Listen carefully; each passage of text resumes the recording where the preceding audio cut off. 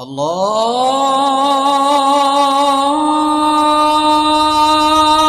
اکبر اللہ اکبر۔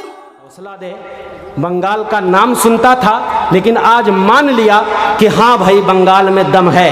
اللہ کرے آپ کے ایمان کو اللہ اور مضبوط بنا دے، پہاڑ کے جیسا اللہ آپ کو مضبوط بنا دے۔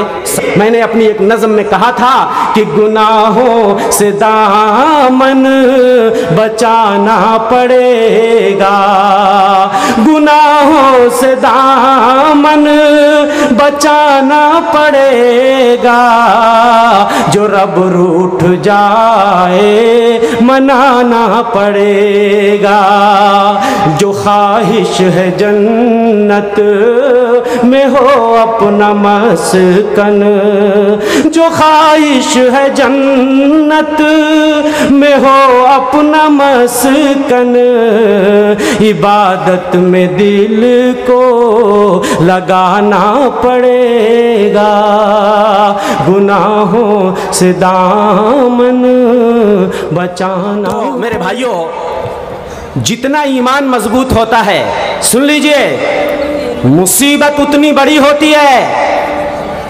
اگر ایمان پہاڑ کے جیسا مضبوط ہے تو پہاڑ کے جیسی مصیبت بڑی آئے گی، اور ایمان جس کے دل میں پھسپھسا ہوتا ہے، کمزور ہوتا ہے، وپت کمزور آتی ہے، ہلکی آتی ہے۔ اسی لیے انبیاء علیہم السلام پر مصیبتیں بھاری آیا کرتی تھیں، اس لیے کہ ان کا ایمان بھاری تھا، ان کا ایمان پہاڑ کے جیسا مضبوط تھا۔ اسی لیے کائنات کے امام فرماتے ہیں، مدنی سردار صلی اللہ علیہ وسلم فرماتے ہیں، ان اشد الناس بلاء الانبیاء ثم الامثل فالامثل، سب سے زیادہ مصیبتیں انبیاء پر آتی ہیں، رسولوں پر آتی ہیں، اس لیے کہ ان کا ایمان سب سے مضبوط ہوتا ہے۔ اس کے بعد جس کا ایمان سب سے مضبوط، اس کے بعد جس کا ایمان سب سے مضبوط، بعض روایتوں میں آیا ہے اس کے بعد علماء کا امتحان ہوتا ہے، اس لیے کہ ان کا ایمان مضبوط ہوتا ہے، اس کے بعد صالحین کا ایمان مضبوط ہوتا ہے، بزرگان دین کا ایمان مضبوط ہوتا ہے، اسی لیے ان کا سب سے زیادہ امتحان ہوتا ہے۔ کائنات کے امام مدنی سردار کو بخار کی کیفیت ہے، بخار سے تپ رہے ہیں، پورا بدن جل رہا ہے، چادر اوڑے ہوئے ہیں۔ حضرت ابو سعید خدری آ کے ماتھے پہ ہاتھ رکھتے ہیں اور اوپر سے کہتے ہیں، اللہ کے رسول آپ کا پورا بدن تپ رہا ہے، بخار میں جل رہا ہے، اللہ کے رسول آپ کو اتنی تکلیف کیوں ہو رہی ہے؟ آپ کے اگلے پچھلے سارے گناہ معاف کر دیے گئے۔ اللہ کے رسول فرماتے ہیں، انا یشتد علینا البلاء، ہم انبیاء کی جماعت پر مصیبتیں سب سے زیادہ آیا کرتی ہیں، اس لیے کہ ہمارا ایمان سب سے بھاری ہوا کرتا ہے۔ لیکن میرے بھائی، ایک مومن کے لیے خوشخبری ہے، ایک مومن کے لیے بشارت بھی ہے، کبھی دل چھوٹا مت کرنا، تمہارا امتحان ضرور ہوگا لیکن میدان تم ہی جیتو گے، میدان تم ہی جیتو گے، اس لیے کہ مصیبتوں کے بہانے اللہ تمہارے گناہوں کی دھلائی اور صفائی کا بھی انتظام کر دیتا ہے۔ جب تمہارے اوپر مصیبت آتی ہے، بیماری آتی ہے، تنگ دستی آتی ہے، غریبی آتی ہے، بیماری آتی ہے، تو اللہ جل شانہ اسی بہانے تمہارے گناہوں کا کفارہ ادا کر دیتے ہیں، تمہارے گناہوں کو دھل کر تمہیں صاف کر دیتے ہیں۔ اور مصیبت تو آنی ہی آنی ہے، وَنَبْلُوكُمْ بِالشَّرِّ وَالْخَيْرِ فِتْنَةً، اللہ فرماتا ہے اچھائی اور برائی کے ذریعہ ہم تمہیں ضرور آزمائیں گے، غریبی اور امیری کے ذریعہ، بیماری اور تندرستی کے ذریعہ، موت اور زندگی کے ذریعہ ہم تمہیں آزمائیں گے، وَإِلَيْنَا تُرْجَعُونَ، اور ہماری ہی طرف تم پلٹ کر آؤ گے۔ दूसरी जगह अल्लाह फरमाते हैं तबारकल्लज़ी बियदिहिल मुल्क व हुवा अला कुल्लि शैइन क़दीर अल्लज़ी खलक़ल मौता वल हयाता लियब्लुवकुम अय्युकुम अहसनु अमला। बाबरकत है अल्लाह की वो ज़ात जिसने मौत और जिंदगी पैदा किया, मौत और जिंदगी पैदा किया लियब्लुवकुम, ताकि तुम्हें आजमाए, अय्युकुम अहसनु अमला, तुम में अमल के एतबार से अच्छा कौन है। तो मेरे भाइयों, अल्लाह हमारे ईमान का जायजा लेता, हमारे अमल का जायजा लेता। अल्लाह हमारी शक्ल नहीं देखता, हमारी सूरत नहीं देखता, हम कितने भालो, कितने अच्छे, कितने खूबसूरत, कोई मसला नहीं है। अरे अल्लाह तो दिल देखता है, अमल देखता है। बगैर अमल के किसी की गाड़ी क़यामत में पार नहीं होगी।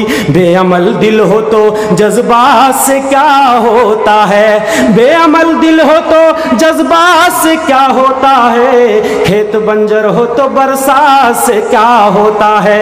अमल से जिंदगी बनती है जन्नत भी जहन्नम भी। ये खाकी अपनी फितरत में न नूरी है न नारी है। मेरे भाइयों, अगर अल्लाह की जन्नत चाहिए, अपने ईमान को मजबूत कर लो, अमाले सालिहा ज्यादा से ज्यादा करो, अपने रब को खुश करने की कोशिश करो। बगैर ईमान और अमल के अल्लाह की जन्नत खैरात में नहीं मिलेगी, दान में जन्नत नहीं मिलेगी। जन्नत के लिए मेहनत करनी पड़ेगी, अपने कमर को बांधना पड़ेगा और तुम्हें ईमान को पहाड़ के जैसा मजबूत करना पड़ेगा।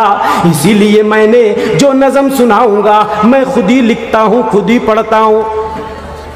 इसीलिए मैंने अपनी एक नज़म में कहा था जिसका उन्वान है जन्नत। इस दौर में जन्नत के खरीदार कहाँ हैं। जन्नत का नाम सुन के अच्छा बहुत लगता है, लोग मज़ा लेते हैं, उठ के चले जाते हैं, लेकिन जन्नत के लिए प्लानिंग कौन करता है, जन्नत को अपना टारगेट कौन बनाता है, जन्नत हासिल करने के लिए मेहनत और मशक्क़त कौन करता है। इस दौर में जन्नत के खरीदार कहाँ हैं, गफलत में पड़े हैं सभी बेदार कहाँ हैं। वो देखो बुलाती हैं हमें हूर बहिश्ती, हम हूर के गिल्मा के तलबगार कहाँ हैं। जब कोई नबी डर के शफात न करेगा, जब कोई नबी डर के शफात न करेगा, ढूंढेंगे सभी हश्र में सरदार कहाँ हैं। मेरे भाइयों, ईमान का सबूत दो, ईमानी गैरत का सबूत दो, अपने ईमान को सीनों में मजबूत कर लो। तो मैं ये कह रहा था कि अल्लाह जल्ला शानहू जब मुसीबत नाजिल करते हैं, उसी बहाने से हमारे गुनाहों को की धुलाई और सफाई का इंतजाम कर देते हैं। हदीस सुनो, अल्लाह के रसूल कहते हैं मायूसीबुल मुस्लिमा मिन नसबिन वला वसबिन वला हम्मिन वला हुज़्निन वला अदा हत्ता शौकत युशाकहा इल्ला कफ़रल्लाहु बिहा मिन खताया। किसी मुसलमान को कोई परेशानी, कोई गम, कोई बीमारी, कोई तकलीफ, कोई फिक्र, कोई टेंशन अगर लाहिक हो जाए तो अल्लाह जल्ला शानहू उसके नतीजे में उसके गुनाहों को मिटाते रहते हैं। यहाँ तक कि पैर में अगर एक कांटा भी मोमिन के चुभ जाता है तो उसके नतीजे में भी कोई ना कोई गुनाह धुल जाता है। खुशखबरी है, अल्लाह आजमा जरूर रहा है, मुसीबतें उतार रहा है, लेकिन तुम्हारे साथ खैर और भलाई का इरादा कर रहा है कि इसी बहाने तुमको गुनाह से पाक साफ कर रहा है। और हदीस में फरमाया अल्लाह के रसूल ने, एक मोमिन पर मुसीबत आती रहती है और अल्लाह उसके गुनाहों को साफ करते रहते हैं, यहाँ तक कि लोगों के बीच में वो चलता है तो कोई गुनाह नहीं बचता है, सारे गुनाह उसके धुल करके साफ हो जाते हैं। ये एक जवाब हुआ। जवाब नंबर 2 देकर के मैं अपनी बात खत्म करूंगा। यहाँ तफसीली वक्त नहीं है, मैं सिर्फ आपको سمجھانے کی کوشش کر رہا ہوں کہ یہ مصیبتیں جو آتی ہیں دل چھوٹا مت کرو، یہ شکایت مت کرو، ہم تو مسلمان ہیں، ہمارے اوپر کاہے مصیبت آتی ہے؟ پہلا جواب سمجھ لیے، اللہ آزماتا ہے، امتحان لے رہا ہے ہمارے ایمان کا، ہمارے عمل کا۔ اور دوسرا جواب سنیے، یہ جو بلائیں آتی ہیں، یہ جو مصیبتیں آتی ہیں، اللہ اپنے خاص بندوں کو جو آزماتا ہے میرے بھائیوں، ہماری بدعمالیوں کے نتیجے میں، جو ہم برائیاں کرتے ہیں، سیاہ کاریاں کرتے ہیں، دن و رات اللہ کو ناراض کرنے والا کام کرتے ہیں۔ آج یہ بھارت میں اگر ہمارے اوپر یہ بلا آئی ہے، یہ بپت اور مصیبت آئی ہے، پورے بھارت دیش کے مسلمان ٹینشن میں ہیں، ایک ذہنی اضطراب ہے، جسمانی پریشانی، ہر کوئی جو جہاں ہے پریشان ہے۔ میرے بھائیوں، کہیں نہ کہیں اس میں ہماری کوتاہیاں بھی ہیں، ہماری عملی کوتاہیاں، ہماری بدعمالیاں بھی ہیں۔ اسی لیے ہمیں توبہ کرنے کی ضرورت ہے، اللہ سے رجوع ہونے کی ضرورت ہے، اللہ سے معافی مانگنے کی ضرورت ہے، استغفار کی ضرورت ہے، رونے گڑ گڑانے کی ضرورت ہے۔ میں تو کہتا ہوں یہ ریلیاں جو نکل رہی ہیں، یہ احتجاج ہو رہے ہیں، یہ ضرورت ہے وقت کی، لیکن مسجد بھرو آندولن کا ہے شروع نہیں کرتے۔ مسجد بھرو آندولن بھی چالو کرو اگر اپنے رب کو خوش کرنا ہے۔ یہ مصیبت چاہتے ہو کہ مصیبت کے بادل چھٹ جائیں، یہ پریشانیاں دور ہو جائیں۔ ارے اب مسجد نہ بھرو گے تو کب بھرو گے؟ ابھی بھی ہماری مسجدیں ویران ہیں، ابھی بھی ہماری مسجدیں خالی پڑی ہیں۔ تو دوستو، ہماری ان بدعمالیوں کی وجہ سے بھی ہمارے اوپر بلائیں آتی ہیں، مصیبتیں آتی ہیں۔ یہ میں نہیں کہتا، رب کا قرآن کہتا ہے۔ آئیے قرآن پڑھتے ہیں۔ وما اصابکم من مصیبت فبما کسبت ایدیکم، تمہارے اوپر جو بھی مصیبت آتی ہے، جو بھی بپت آتی ہے، تمہارے اپنے ہاتھ کی کمائی ہے، تمہارے اپنے ہاتھ کی کمائی ہے۔ دوسری جگہ اللہ جل شانہ فرماتے ہیں ظہر الفساد فی البر والبحر بما کسبت ایدی الناس، خشکی اور سمندر میں فساد پھیل گیا، فساد پھیل گیا لوگوں کی اپنی کمائی کی وجہ سے، لوگوں کی بدعمالیوں کی وجہ سے، لوگوں کے سیاہ کارناموں کی وجہ سے۔ لیذیقہم بعد الذی عملوا، اللہ سبحانہ و تعالی لوگوں کے بعض گناہوں پہ ان کی پکڑ کرتا ہے۔ ہر گناہ پہ اللہ اگر ہماری پکڑ شروع کر دے، ہر گناہ پہ اللہ اگر ہمیں سزا دینے لگے، تو اس زمین پہ کوئی جانور نہیں بچے گا، کوئی چرند و پرند نہیں بچیں گے، سارے لوگوں کو اللہ ہلاک کر دے گا، مار دے گا۔ لیکن یہ اللہ کا فضل و کرم ہے کہ ہمارے اکثر گناہوں کو معاف کرتا رہتا ہے، نظر انداز کرتا رہتا ہے۔ تھوڑے گناہوں کی وجہ سے اللہ ہمارے اوپر مصیبت اور پریشانی نازل کر دیتا ہے۔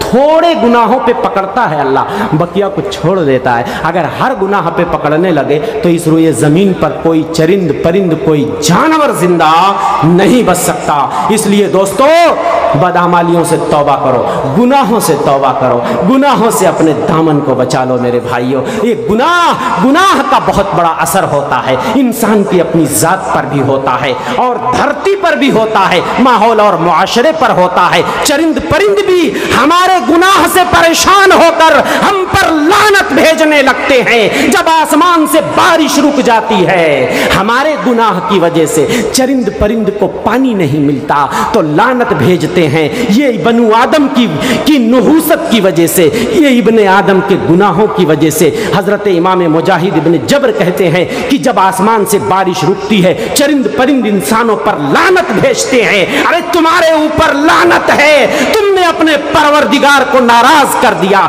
تمہاری وجہ سے ہم بھی ترس رہے ہیں پانی کے لیے، بوند بوند کے لیے آج ہم بھی محتاج ہیں۔ تو میرے بھائی، گناہ کا ایک اثر ہوتا ہے۔ سب سے پہلے گناہ کرنے والے پر گناہ کا اثر ہوتا ہے، آدمی کا دل سیاہ ہونے لگتا ہے۔ یہ میں نہیں کہتا، کائنات کے امام کہتے ہیں۔ آئیے حدیث دیکھتے ہیں۔ فرمایا اللہ کے رسول صلی اللہ علیہ وسلم نے، اذا اذنب العبد نکت فی قلبہ نکتۃ سودا، بندہ جب گناہ کرتا ہے اس اس کے دل میں ایک سیاہ نقطہ لگا دیا جاتا ہے, ایک سیاہ دھبا لگا دیا جاتا ہے. فَإِذَا نَزَعَ وَتَابَ وَاسْتَغْفَرَ سَقُلَ قَلْبُهُ, بندہ جب توبہ کر لیتا ہے پھر سے پلٹ کے آ جاتا ہے, اپنے مولا سے رونے گڑگڑانے لگتا ہے, استغفار کرنے لگتا ہے, تو اس کا دل صاف ہونے لگتا ہے, جو سیاہی تھی وہ صاف ہو جاتی ہے.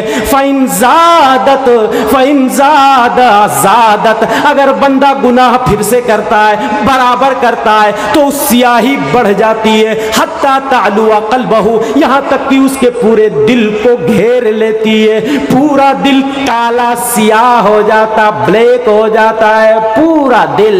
اور اسی کو ران کہا گیا ہے, کلا بل ران علی قلوبہم, اللہ نے ان کے دلوں پر مہر لگا دی ہے. اور اللہ اگر کسی کے دل پہ مہر لگا دے تو کوئی اس کو ہدایت نہیں دے سکتا ہے.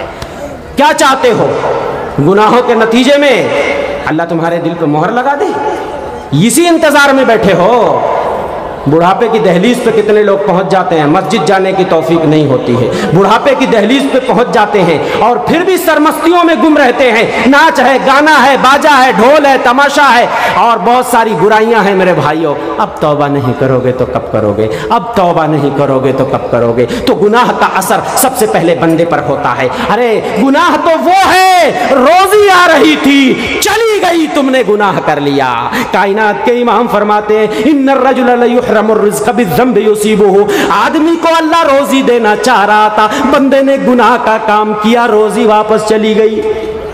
اور نیکی جب بندہ کرتا ہے تب دیکھو فائدہ کیا ہوتا ہے. حضرت عبداللہ ابن عباس فرماتے ہیں, ان للحسنۃ ضیاء فی الوجہ, جب بندہ نیکی کرتا ہے تو اس کا چہرہ روشن ہو جاتا ہے, اس کا چہرہ چمکنے لگتا ہے. ونورا فی القلب, اور اس کے دل میں ایک روشنی ہو جاتی ہے. وقوتا فی البدن, اور اس کے باڈی میں طاقت آ جاتی ہے, اس کی باڈی میں طاقت آ جاتی ہے, اس کو انرجی ملنے لگتی ہے. ان نیکیوں کی وجہ سے انرجی ملتی ہے, باڈی میں طاقت آتی ہے.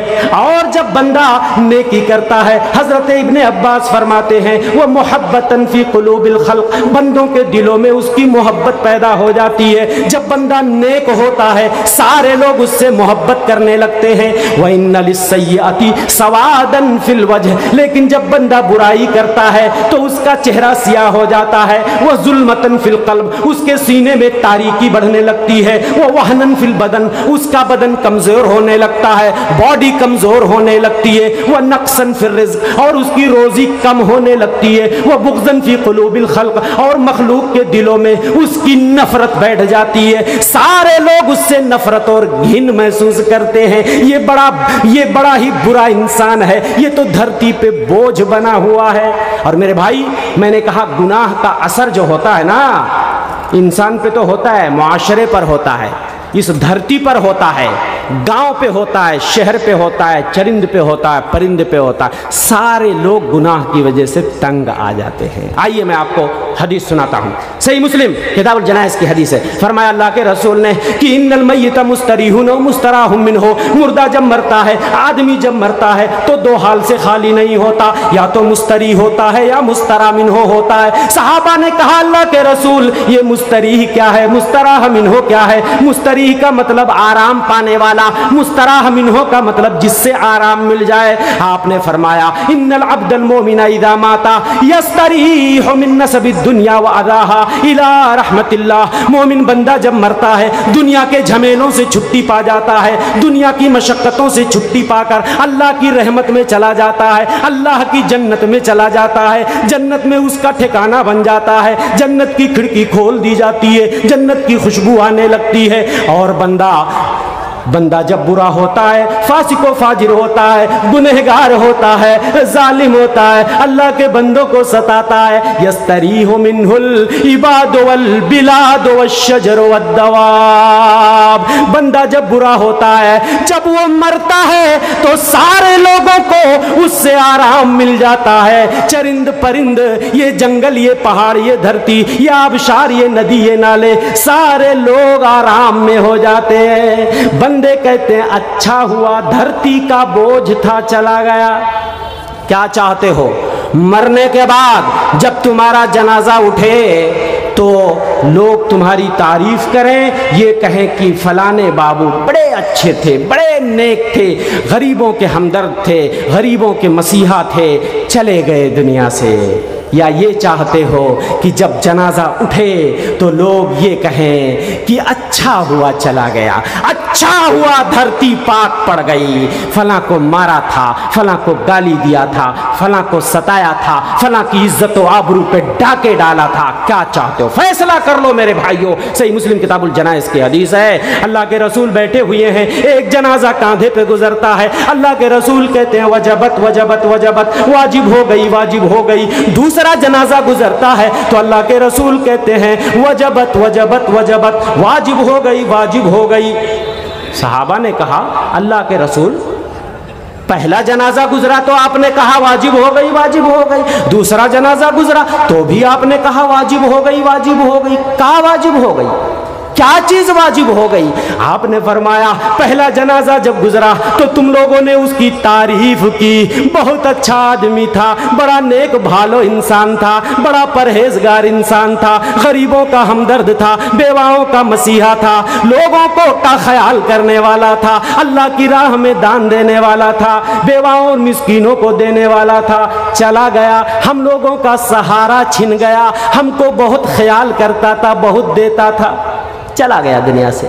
اللہ کے رسول نے فرمایا جب لوگوں نے اس کی تعریف بیان کی تو اس کے لیے جنت واجب ہو گئی۔ دوسرا جنازہ گزرا، لوگوں نے اس کی برائی بیان کرنی شروع کر دی، ارے اچھا ہوا چلا گیا، یہ تو دھرتی کا بوجھ بنا پھر رہا تھا، یہ تو بڑا ظالم تھا، یہ تو فاسق و فاجر تھا، یہ تو بے دین تھا، لوگوں کو ستایا کرتا تھا، لوگوں کا مال ہڑپ کے کھا جایا کرتا تھا، ارے ہمارا اتنا ہزار لے کے چلا گیا، کوئی ادھر کہہ رہا میرا اتنا ہزار لے کے چلا گیا اتنا ہزار لے کے۔ اللہ کے رسول نے فرمایا جب تم نے اس کی برائی بیان کی تو جہنم واجب ہو گئی۔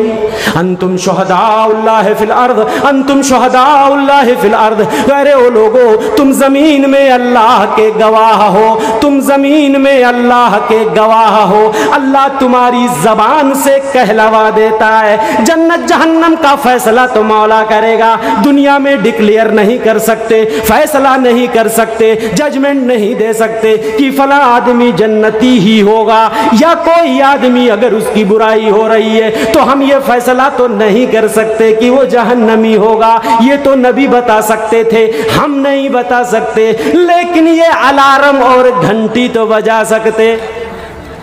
یہ جو بندے تعریف کرتے ہیں کسی مرنے والے کی تو یہ الارم اور گھنٹی بجا رہے ہیں، گویا یہ اچھائی کی گھنٹی بج رہی ہے، انشاءاللہ اللہ نے چاہا تو اس کا معاملہ اچھا ہی ہوگا، خیر اور بھلائی کی ہم امید کر سکتے ہیں کہ انشاءاللہ ضرور اللہ اس پہ رحم و کرم کرے گا۔ فیصلہ نہیں کہہ سکتے کہ وہ جنت میں ہی جائے گا، کیسے کہہ سکتے؟ دلیل ہونی چاہیے۔ اور آدمی اگر برا ہے اگر اس کی ساری طرف سے برائی تھو تھو تھو، ہر آدمی تھو تھو کر رہا ہے تو بہرحال یہ خطرے کی گھنٹی بج رہی ہے، خطرے کی گھنٹی بج رہی ہے۔ تو کیا چاہتے ہو، خطرے کا الارم بجوانا ہے یا نیکی اور بھلائی والا الارم بجوانا ہے؟ دوستو فیصلہ آپ کو کرنا پڑے گا۔ تو میں یہ کہہ رہا تھا کہ یہ بلائیں جو آتی ہیں، مصیبتیں جو آتی ہیں، یہ ہماری بدعمالیاں، ہماری کوتاہیاں، آج اس دیش میں اگر ہم ستائے جا رہے ہیں تو دوستو کہیں نہ کہیں ہماری اپنی کوتاہیاں بھی ہیں، ہماری اپنی بدعمالیاں بھی ہیں، سیاہکاریاں بھی ہیں۔ اس لیے دوستو میں زیادہ وقت نہ لیتے ہوئے کہوں گا